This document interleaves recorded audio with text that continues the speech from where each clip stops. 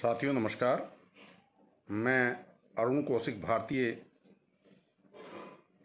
सोनीपत लोकसभा प्रभारी, अखिल भारतीय परिवार पार्टी। आज इस कोरोना महामारी के काल में सभी लोग व्यथित हैं। जिसको भी देखें हर तरफ से, चारों तरफ से किसी के परिवार से कोई ना कोई बीमार है, एडमिट है या घर पे आइसोलेशन में है। हर रोज़ मरने की खबरें आ रही हैं। मैं कामना करूंगा कि भगवान जल्दी ही सबके परिवारों में दोबारा सुख समृद्धि दे, सुख शांति दे। अभी पिछले कुछ दिन पहले ही मैंने खुद सिविल हॉस्पिटल में जाके एक पेशेंट को एडमिट करवाया। उस टाइम पे उसका ऑक्सीजन लेवल कम था। एडमिट करने के लिए सोनीपत के सारे प्राइवेट हॉस्पिटल्स में हमने ट्राई किया, कहीं भी जगह नहीं मिली। इतना बुरा हाल था। सारे सोनीपत के जितने भी प्राइवेट हॉस्पिटल हैं, जिनमें भी सरकार ने परमिशन दे रखी है कोविड के इलाज के लिए, सभी में ट्राई किया, लेकिन कहीं बात नहीं बनी। वहां भी जाके कोई बेड नहीं था। फिर भी किसी ना किसी तरह, अब आप उसको सिफारिश कहिए, जो मर्जी कहिए, कोशिश की और उस साथी को हम एडमिट करवा पाए। ऑक्सीजन लेवल उसका कम था, वो एडमिट रहा। 3 दिन 4 दिन एडमिट रहा। चौथे दिन मॉर्निंग में मुझे पता चला, उसके बेटे का फोन आया कि अंकल जी, पापा का ऑक्सीजन लेवल तो ठीक है लेकिन बेचैनी है। मैंने वहां पे किसी डॉक्टर को बोला, सीएमओ साहब से बात की। उसके बेटे ने बताया कि जी शुगर लेवल 720 चला गया है। तो मेरी सीएमओ साहब से बात हुई। मां, सीएमओ साहब ऐसे कैसे चलेगा, लोगों को इलाज नहीं मिल पा रहा है सही ढंग से। पहले इसका ऑक्सीजन लेवल कम था, ऑक्सीजन लेवल कम आया तो या तो डॉक्टर्स की कमी है कि डॉक्टर नहीं टाइम दे पा रहे हैं, पेशेंट इतने ज़्यादा हैं, या फिर आपके पास कोई ना कोई सिस्टम में कमी है और उस सिस्टम की खामियों की वजह से हर रोज आदमी मर रहे हैं। तो सीएमओ डॉक्टर जसवंत पूनिया ने मुझे बताया कि मैं फिजिशियन हैं सुरेंद्र राणा, उनको बोलता हूं और कोशिश करते हैं। थोड़ी देर में पता चला कि वो आदमी कोलैप्स कर गया। शहजादपुर गांव का मेरा एक जानकार, विनोद कुमार उसका नाम था, दिल्ली डीटीसी में जॉब करता था। इसके अलावा भी सोनीपत से हर रोज किसी ना किसी 28, 30 साल, 35 साल, 38 साल इस उम्र के आदमियों के, मतलब जो नौजवान बच्चे भी हैं, उनके भी मरने की खबर आ रही है। तो साथियों ध्यान रखें, अपना भी ध्यान रखें। और सिस्टम में तो खामियां हैं ही हैं, उसको सुधारने के लिए हम लोगों को प्रयास करने पड़ेंगे। और आप जब समर्थन करेंगे तभी वो प्रयास सफल होंगे। किसी एक के प्रयास से वो काम कामयाब होने वाला नहीं है। इस देश में सिस्टम की ही कमी है। और वो सिस्टम किसका बनाया हुआ है? हमारा बनाया हुआ है। हमने ये नुमाइंदे चुने हैं, कमी हमारी है। हम जिन नुमाइंदों को चुनते हैं उनके हाथ में सत्ता सौंप देते हैं। सत्ता सौंप के वो हमारे मालिक बन जाते हैं। कहीं भी वो हमारे लिए आवाज नहीं उठाते, केवल अपनी पार्टी का हित देखते हैं कि हमारी पार्टी का हित किसमें है। जबकि उनको आवाज उनकी उठानी चाहिए जिन लोगों ने उनको वोट देकर चुन के आगे भेजा है। लेकिन वो उस तरफ ध्यान नहीं देते। अब आगे से, क्योंकि एक ऐसी आपदा इस देश पे आन पड़ी है, हर आदमी के ऊपर उसकी किसी ना किसी तरह मार पड़ रही है। कोई उसका यारा प्यारा, कोई उसके परिवार से, कोई रिश्तेदारी में, कहीं ना कहीं से उसका जुड़ा हुआ कोई अपना आदमी जरूर इस दुनिया को छोड़ के गया है। तो जहां ऐसी मार हर परिवार पे पड़ी है, तो अब देश के हर नागरिक को, इस स्थिति में देश के हर नागरिक को कहीं ना कहीं चोट पहुंची है। तो जागरूक होना पड़ेगा और जागरूक होके इस सिस्टम को सुधारने के लिए हम सभी लोगों को आगे आना पड़ेगा। जब हम सब लोग मिलकर प्रयास करेंगे तभी इस सिस्टम में सुधार होगा।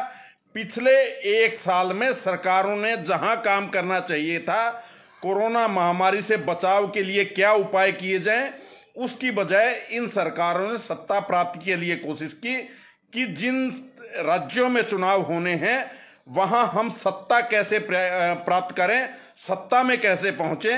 देश मरे तो मरे, और आज देश मर रहा है। देश का एक व्यक्ति मरता है तो उसका खामियाजा इस देश को ही भुगतना पड़ता है, क्योंकि उसके पीछे कहीं ना कहीं 5-6 आदमी जरूर होते हैं जिनका वो पेट पालता है, और वो 5-6 आदमी अनाथ हो जाते हैं। तो ऐसी ही परिस्थिति दूसरी तरफ एक दूसरा पहलू है। आप देखिए, मैं अपनी बताता हूं, और लोगों की तो मैं बाद में कहूंगा, अपने ऊपर बात करनी चाहिए।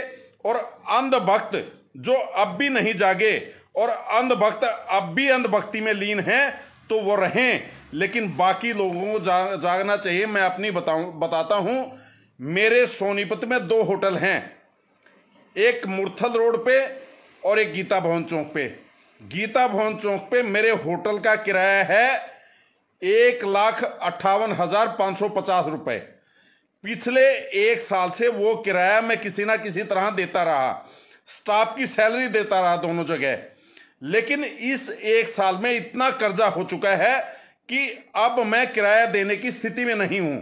और गीता भवन का जो होटल का मालिक है, जो उस प्रॉपर्टी का मालिक है, वो किराया मांग रहा है। वो कहता है कि जी किराया दो, नहीं तो होटल खाली करना पड़ेगा, मैं किसी और को किराए पे दूंगा।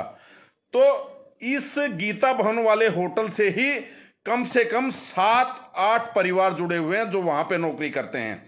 और जो मेरा मुरथल रोड वाला होटल है उस पे कम से कम 15 परिवार जुड़े हुए हैं जो जिनका चूल्हा उस होटल से जलता है। तो अब ना तो स्टाफ को सैलरी देने के लिए पैसे हैं, क्योंकि 1 साल में कितना खर्च होता है आप खुद देखिए, स्टाफ की सैलरी पे और साथ की साथ सैलरी के साथ साथ किराया देने में।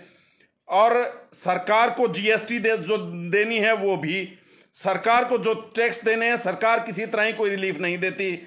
जो बिजली के बिल भरने हैं वो बिल भी भरे, जो इवन पिछले साल लॉकडाउन के भी जो बिल आए थे वो बिल भी भरे। और उसके साथ साथ बैंकों की जो इंस्टॉलमेंट हैं वो इंस्टॉलमेंट ड्यू है, वो इंस्टॉलमेंट देने की स्थिति में मैं नहीं हूं। मैं तो अपनी बात कर रहा हूं, आप लोग अपनी देखना कि क्या आपके ऊपर भी ये स्थितियां गुजर रही हैं। जो बच्चों की फीस है वो बच्चों की फीस भी देनी है, चाहे वो छोटी क्लास में है चाहे वो हायर एजुकेशन में है।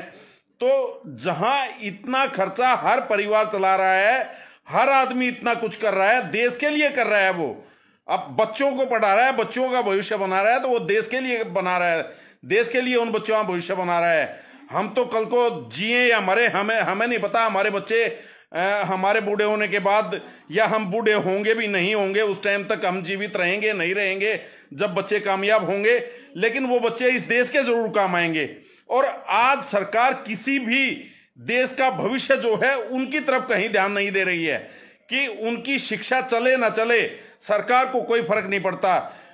कोई बच्चा मरे तो मरे, सरकार को कोई फर्क नहीं पड़ता। उन बच्चों का पेट पालने वाले, उनकी पढ़ाई का खर्चा देने वाला कोई मरे तो मरे, सरकार को कोई फर्क नहीं पड़ता।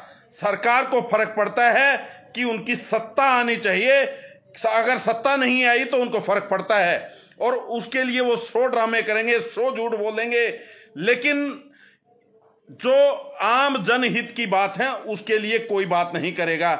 तो इन चीजों को हम लोगों को समझना पड़ेगा।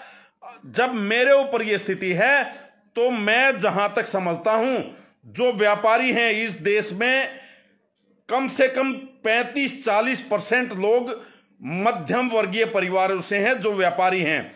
और उन व्यापारियों के दिल से पूछ के देखिए कि वो आज कैसे गुजारा कर रहे हैं, उनके परिवार का पेट कैसे पल रहा है इस पिछले 1 साल में। क्या सरकार ने कोई रिलीफ दिया? 1 पैसा भी किसी को रिलीफ नहीं दिया। 21 लाख करोड़ रुपए का राहत पैकेज का नाम प्रधानमंत्री मोदी ने लिया था, निर्मला सीतारमण जो हमारी वित्त मंत्री हैं उन्होंने लिया था कि 21 लाख करोड़ रुपए का पैकेज हम दे रहे हैं, लेकिन उस पैकेज में से किसी परिवार को कुछ मुझे मिलता दिखाई नहीं दिया। मुझे तो नहीं मिला, मैंने बैंकों में ट्राई किया, खूब ट्राई किया, कहीं से नहीं मिला। तो मुझे नहीं मिला तो दूसरों को भी नहीं मिला होगा। आज एक आरबीआई की तरफ से वो आई है कि आरबीआई बैंक जो है वो राहत देंगे, लेकिन वो भी ब्याज में राहत कुछ ना कुछ % उनको मिलेगी जो कंटिन्यूस, जिन्होंने पीछे मॉरिटोरियम का लाभ नहीं उठाया। अरे मॉरिटोरियम का लाभ नहीं उठाया वो लोग तो सक्षम थे, इसका मतलब मॉरिटोरियम का लाभ तो उन्होंने उठाया। मॉरिटोरियम में वो लोग शामिल हुए जो किस्तें भर पाने में सक्षम नहीं थे। मैं नहीं था, मैंने फिर भी कुछ कोशिश करके कुछ किस्तें भरी। और आज परिस्थिति ये है कि मैं बैंकों की किस्त भी भरने की स्थिति में नहीं हूं, ना मैं किराया देने की स्थिति में हूं होटल का, ना मैं बिजली के बिल भरने की स्थिति में हूं। इस महीने ना मैं बिजली के बिल भर पाऊंगा, ना मैं बैंकों की लोन की किस्त दे पाऊंगा, ना मैं किराया दे पाऊंगा।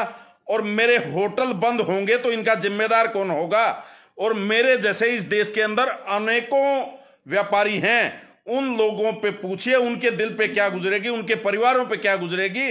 क्या वो परिवार आत्महत्या करेंगे? अगर जिएंगे तो कैसे जिएंगे? सरकार की तरफ से क्या कोई राहत उनको मिल रही है? अगर नहीं मिल रही तो आगे आइए और इस देश की सरकार को चेताइए। मेरी इस वीडियो को ज्यादा से ज्यादा वायरल कीजिए, क्योंकि आप लोग अगर सरकार से राहत चाहते हैं तो ऐसे हर आदमी को ऑनलाइन आना पड़ेगा और ज्यादा से ज्यादा सरकार के पास बातें पहुंचानी है तो आपको ऑनलाइन आके बोलना पड़ेगा। लेकिन ये बोल वही पाएंगे जिनमें दम है। मुझे पता है, मुझे मरना है तो भूख से भी मरना है, और मुझे मरना है तो सरकार भी मारेगी। सरकार क्या करेगी? ज्यादा से ज्यादा जेल में डाल सकती है, लेकिन ये बातें कर वही सकता है जिसमें दम है। जूते चाटने वाले तो कुत्ते भी जूते चाटते हैं सरकार अपने मालिक के। तो सरकार के जूते जो चाट रहे हैं उन लोगों की परवाह मत करिए। उन्होंने जूते चाटने हैं, उनका काम जूते चाटने का है। हम लोगों को इस देश को बचाने के लिए केवल 15% आदमी मुश्किल से होंगे जूते चाटने वाले। 15 भी नहीं मिलेंगे, बल्कि 5-7% मिलेंगे। बाकी आदमी कहीं ना कहीं परेशान हैं। तो उसके लिए, इस देश को बचाने के लिए हम लोगों को आगे आना पड़ेगा। मैं आज हिम्मत दिखा रहा हूं, आप भी हिम्मत दिखाइए। मैंने प्रधानमंत्री के नाम भी ट्वीट किया है, मैंने मुख्यमंत्री के नाम भी ट्वीट किया है, लेकिन कहीं से कोई जवाब नहीं आ रहा है। तो आप लोग आगे आइए, ज्यादा से ज्यादा इस तरह की वीडियो बनाइए ताकि सरकार के कानों तक बात पहुंचे और कहीं ना कहीं आप लोगों को जिंदा रखने की तरफ सरकार कुछ सोचे। जय हिंद, जय भारत।